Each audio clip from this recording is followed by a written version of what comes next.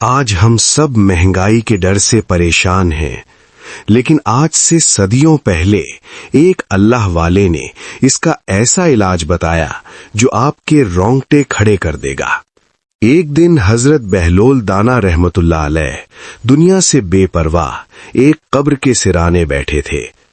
کچھ لوگ گھبرائے ہوئے ان کے پاس سے گزرے اور طنز سے بولے، بہلول، تم یہاں سکون سے بیٹھے ہو، کیا تمہیں خبر نہیں کہ بازار میں گندم کی قیمتیں آسمان سے باتیں کر رہی ہیں، قحط پڑنے والا ہے؟ یہ سن کر بہلول دانا نے مسکرا کر آسمان کی طرف دیکھا اور ایک ایسا جملہ کہا جس نے سننے والوں کے قدموں تلے سے زمین نکال دی۔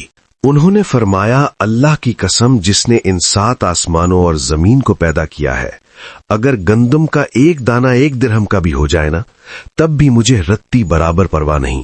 لوگ حیرت سے بت بنے کھڑے رہ گئے۔ بہلول نے فرمایا، میرا کام صرف اپنے رب کی عبادت کرنا ہے جیسا کہ اس نے مجھے حکم دیا ہے، اور اس کا کام مجھے رزق دینا ہے جیسا کہ اس نے مجھ سے وعدہ کیا ہے۔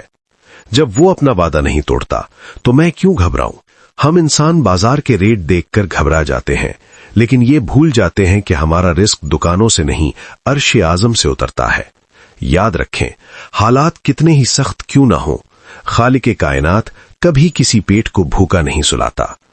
خوف مہنگائی کا نہیں، اپنے کمزور ایمان کا کرو۔